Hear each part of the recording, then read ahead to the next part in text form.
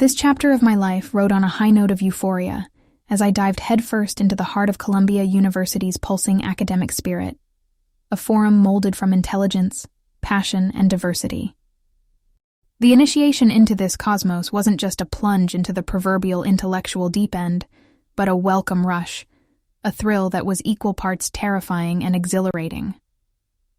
The campus seemed a colossal universe unto itself, replete with seasoned philosophers, aspiring artists, budding scientists, and driven entrepreneurs. I remember the air was thick with ambition, piquing my thirst for knowledge and curiosity. In this swirling whirlpool of intellect and fervor, my interest in philosophy began to burgeon, from intriguing dialogue and class discussions, riveting debates that were worthy of Socratic circles, probing the minds of profound thinkers, and attempting to unearth intrinsic truths. Fueled by this rising tide of enthrallment and the surging desire to ruminate over the world's deepest questions, an idea sparked within me: a philosophy club. It's not as though I woke up one morning with the thought vividly etched in my mind. It was a slow-burning fire that caught strength with every philosophic notion I encountered, every debate I had, every contemplative night I spent pondering over the wisdom of great minds. Honestly, in hindsight, I think the idea was always there. I was just waiting to breathe life into it. Envisaging this club, my mind buzzed with the thought of it being a rendezvous for inquiring minds, a sacred space opening up dialogue about life's enigmas, and of course, an arena to delve deeper into philosophical theories. So, there it was, the inception of an intellectual sanctuary, where curious souls congregated, kindling the kind of exchange that pushed boundaries of thought and belief. I remember pacing my room back and forth, conjuring up all the possibilities, configuring the framework, articulating the purpose, all whilst feeling an overwhelming surge of jittery excitement tingling in my veins. Somehow this brainchild wasn't just a passion project or an offshoot from my curriculum. No, it was much more. It was an extension of the depths within me, a platform where I could manifest my passion for philosophy unabashedly to like-minded enthusiasts. It was surprisingly cathartic, almost therapeutic, channeling this burning passion and channeling it into something tangible. The afterglow of initiating such a significant project was nothing short of radiant. It was a brilliant flare illuminating my existence at Columbia. And just like that, I found myself a part of an inspiring discourse of thinkers, pooling ideas, dissecting ideologies, scrutinizing theories, all under the roof of our very own philosophy club. It became a tangible testament of my drive to engage, to learn, and to leave an indelible footprint within the intellectual terrain of Columbia University. This endeavor was my first stride towards becoming the Olivia Morse I am today. Curious, open, and ever ready to plunge into intellectual explorations without the faintest hesitation. Now, in the midst of all this philosophical fervor, nestled an unexpected encounter which would end up playing a pivotal role in my life. That is the quirkiness of life. You can never predict the moments that end up shaping your destiny. It was during one of the usual get-togethers brimming with lively debates, cupped drinks, and enlightening discussions when my path crossed with Carlos, a charismatic individual with a contagious entrepreneurial spirit. Carlos was a frequent attendee of our social gatherings, and was infamous for his electrifying enthusiasm and the magnetism of his narratives about his tech exploits. And let me tell you, regardless of being in the hub of technology and entrepreneurship, his ideas were like an intriguing fresh breeze. An air of anticipation hung around as he uninhibitedly shared tales of technological escapades, dabbled with the nuances of the AI sphere, or geeked out over the latest electronic gadget in the market. His sparkle was radiant enough to highlight him in a room filled with the brilliance of aspiring Columbia students. A future tech patron in the making, indeed. There was a magnetic pull to him, to the potency of his vision, the liveliness of his personality, and the resonance of his ambition. It was a pull potent enough to draw me into a myriad of welcoming conversations laced with his infectious energy. His stories weren't just captivating, they were enthralling invitations into the world technology, a world I was just starting to dip my toes into. You see, I've always been intrigued by technology, how it's constantly evolving, revolutionizing our lives on a day-to-day basis. But Carlos, he wasn't just intrigued. He was entwined.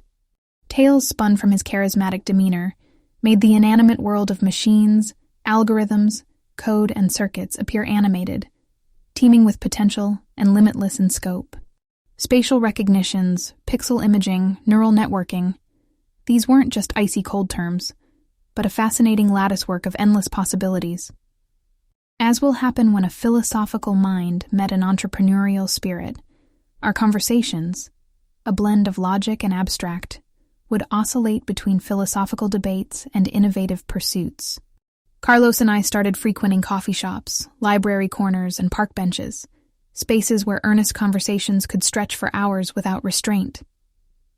We were like two gravitational forces in constant orbit, looping in endless circles of enlightening conversations and shared aspirations.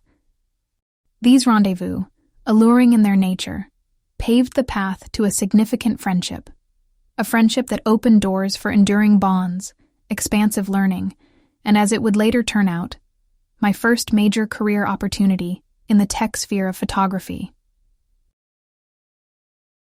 With Carlos and my philosophical companions navigating the intellectual waters of Colombia's vibrant world, another force subtly stepped into the edges of my life.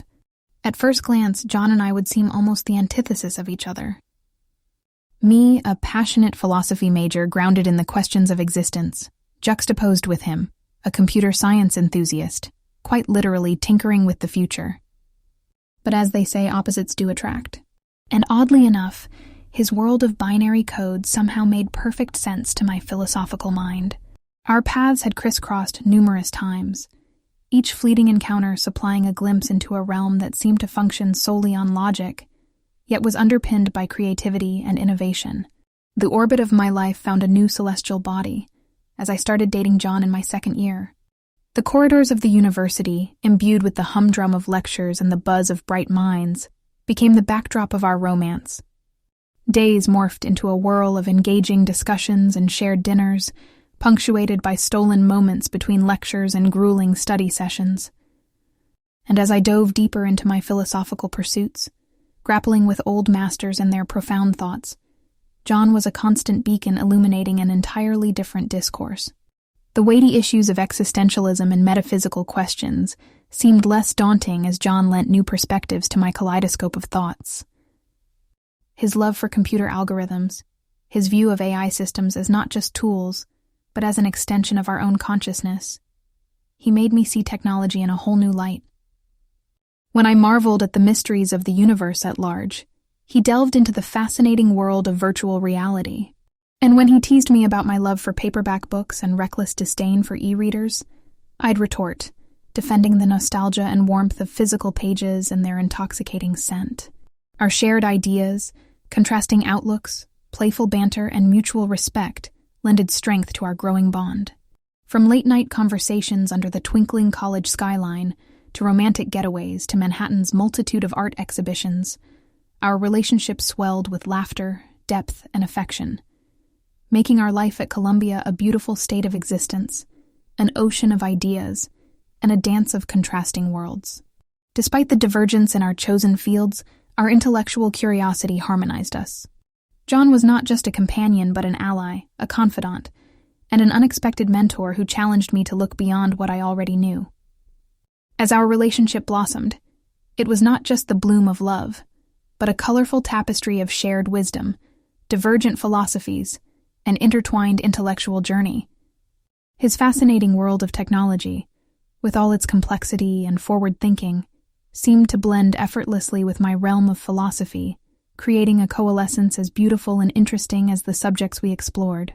Indeed, diametrically opposite yet beautifully aligned, we were a tampered chaos in the sea of orderly academic life, setting out on a love story as intriguing as the amalgamation of philosophy and computer science. This juncture would shift in the academic moons. Enter Valentine's Day. In the hustle of the campus, John and I chose to take a quiet detour. Veering away from textbooks and lecture halls, we opted to spend the day in the heart of Manhattan, amid art exhibitions and the beauty of creation. This was an element of us that we found shared an unspoken harmony, our mutual love for art and creativity. And so, we walked hand in hand, traversing the city blocks to visit galleries housing brilliant pieces of aesthetic prowess from artists of different epochs. We admired the colors, the skill, the emotions captured within the frames, a silent testimony of humankind's ceaseless pursuit of expression. John's eyes sparkled as he walked me through the technicalities of virtual reality and art, his words floating in the air, weaving a fascinating and unfamiliar world. In turn, I found myself explaining the philosophical underpinnings of the art pieces we beheld, linking the vast thoughts of philosophers to the creativity on canvas, speaking as though the ideas themselves were as tangible as the art pieces they inspired. I could see threads of intrigue reflected in John's eyes. We turned one corner, then another, each bringing forth a new wave of inspiration, the galleries stunning us with their brilliance, their tangible representations of human experience. Ever the photographer, I couldn't resist capturing these raw reflections of life, our journey through the art, pieces that stirred our emotions, even candid shots of John lost in the profundity of the visual display. With each click of my treasured camera, a new memory etched into our fabric of life. That day, we weren't just spectators in the ornate galleries. We were philosophers. We were students. We were artists. We were explorers of a shared journey. In the midst of the tranquil silence that the galleries offered, surrounded by timeless artistry, we realized that we were more than just romantic partners. We were also intellectual companions, bridging the gap between our respective fields through shared enthusiasm for the fascinating junction of art, philosophy, and technology. It was Valentine's Day, but the roses and chocolate stayed away. The city was our canvas, and we painted beautiful memories, one gallery at a time. And I remember going to bed that night with a heart seeped in joy and a mind enriched with new perspectives. That was a Valentine's Day like none other I'd spent before, filled with deep connection, intellectual stimulation, cultural exploration, and the beautiful artistry of New York. This was not just a day of love in the romantic sense, but a celebration of the love for knowledge, creativity, innovation, and shared companionship. The laughter, memories, and wisdom we collected from those galleries remained etched into our bond, a mosaic of shared thoughts, painted into our intertwined journey at Columbia. In all the rigmarole of university life, it's easy to overlook the individuals who walk alongside us and shape our experiences. Yet sometimes, fortune introduces us to those very gems even in the most unassuming of circumstances. One such gem was Lucas. Lucas was a freshman just like me, a bright and talented artist who was also a close friend of Emily and Carlos. We met at a casual campus event, two artsy souls in an ocean of academia, instantly bonding over our shared passion for art and photography. Lucas possessed a devil-may-care energy that was truly infectious. His eyes would shine like two bright orbs, black with pure excitement every time he held a conversation around photography or art. He showed me how integral photography could be in capturing life's ephemeral moments, while I poured out my philosophy thoughts, pointing out the deep messages concealed within each frame. We understood each other without the need for lengthy explanations or profound words, our spirits connecting in a harmony seldom found. Together, we wandered into art galleries on weekends, discussed various photography themes, and even collaborated on a few photography projects for college. I remember this one time we decided to shoot a sequence around the theme, chaos and symphony. We weaved through the city, capturing moments of discord meeting harmony, a street performer swaying to his rhythmic beats amongst the hustle of people rushing to work, the sun setting in serene colors over the city's frenzied skyline. Our subject choices often reflected our individual interests. His inclination towards artistic, candid shots complemented my love for capturing raw emotions. While I enlightened Lucas about the philosophical perspectives behind our theme, he taught me about angles, perspective, lighting, and the technical aspects of photography. He was in love with the fact that a single click could freeze time, preserving emotions, expressions, and memories forever. His energy ran wild and free, spreading like wildfire, kindling a heightened sense of awareness in me. Lucas was like the missing jigsaw piece in my college life, filling the gap between my love for art and my knack for philosophy. Our rendezvous were marked by stimulating discussions, nostalgic reminiscence, bursts of laughter, and more than anything, shared creation. He was not just an artist pal, but became an essential friend in my life, painting vibrant hues onto the canvas of my university memoirs with his camaraderie and his refreshing appreciation for the arts. To this day, I look back at those shared moments as some of the most enriching times of my life at Columbia. God, New Year's Eve in New York. You know, it's one of those staple moments like you see in the movies. That night was symbolic in so many ways. We'd made it through another year of university, marking our place in this cosmopolitan jungle we called home. It's strange how time seems to blur into insignificance until you have a reason to stop and really take it all in, right? John, Carlos, Emily, Lucas, and I decided to go low-key that night. There were no fancy parties or expensive tickets. We took to a local dive bar where the beer was cheap and the atmosphere vibrant. The see-through glasses, filled with bubbling champagne, clinked together in a familiar symphony, marking the end of the year and bursting with the promises of the next year. We were there, 5 souls huddled around a small table, stealing secret smiles under the dim lights. As the old clock on the bar hit midnight, we all crammed outside, joining the throngs of people on the street to watch the fireworks pierce the crystalline night sky. The city seemed to hold its collective breath as the first firecracker exploded into a cascade of golden sparks. The energy was palpable, coursing through our veins, setting our hearts alight with pure anticipation. We each made silent resolutions, wishes whispered to the freezing night air, our voices hushed against the background noise of the fireworks, sharing that feeling of expectancy, the thrill of an unknown future waiting just for us to take a bite. We felt invincible. It was like we were standing at the precipice of a grand adventure, every heartbeat scripted with the promise of the stories yet to unfold. Caught in the euphoria of the moment, I remember turning to John and capturing his gaze with mine. The rich symphony of fireworks reflected in his eyes, making the blue irises shimmer with excitement. I fell a little more in love with him right then, his vulnerability peeking from behind his playful charisma in that magical moment. Then, of course, there was a kiss, a shared secret between the clanging cheers of Happy New Year. It wasn't theatrical or overly dramatic, it was just us, pure and endearingly real. Carlos, Emily, Lucas, and I, we all stood watching the spectacular display, enveloped in our shared sense of contentment.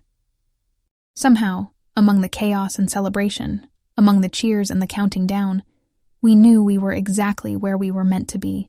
As the smoke cleared and the first echoes of the new year settled, we found ourselves leaning onto each other, cloaked in the certainty of unbroken friendship. I knew then I was living a moment that would forever be etched in my memory, a recollection I would return to, time and again, in the years to come. After all, it's these tiny fragments of time, these pebbles of shared experiences, that lay the foundation to lifelong bonds, don't they? After the New Year's celebration, John and I were sailing safely into our 1-year milestone. I remember, it felt as if we had been together for an eternity, yet everything still felt excitingly new. Celebrating our 1-year anniversary, we decided to dig into an intimate Italian restaurant tucked away in a string-lit alley, away from the city's incessant hum. Over tiramisu and spumante, we forged a kind of closeness in that melancholic Italian melody playing in the background, our laughter and whispers intertwining with the rich aroma of marinara and freshly baked bread. We dusted off memories from our first meeting at a college event and silly stories from our first few accidental hangouts. I will always remember that glint in his eyes when he talked about his dreams, and the intense sincerity in his voice when he listened to mine. Yet amidst the delicious food and warm banter, I remember feeling an unsettling stillness creep over me. I couldn't quite place it then, but in retrospect, it was probably the moment I started questioning the longevity of our relationship. We had crossed that threshold where the line between the exhilaration of new love and the comfort of a lasting relationship begins to blur. When predictability sets in, it's often just a matter of time before one begins to wonder where the road leads. Perhaps it was the whispers of future plans that seemed to move in different directions, or a creeping sense that we saw different things in the same situations. I didn't know then, but at some point during that year, our paths had started to diverge. We were still on the same road, but maybe, just maybe, we were destined for different destinations. By summer, I had made one of the most challenging decisions of my life. I decided to end my relationship with John. They always say that sometimes, Two people have to fall apart to realize how much they need to fall back together. But in our case, we just fell apart. We realized that our futures were calling us towards different avenues, and it was better to part ways gracefully than wait for the inevitable to happen. The fallout was painful but necessary, a growing step in my journey. Priorities over passions, plans over people. Welcome to adulthood, Olivia.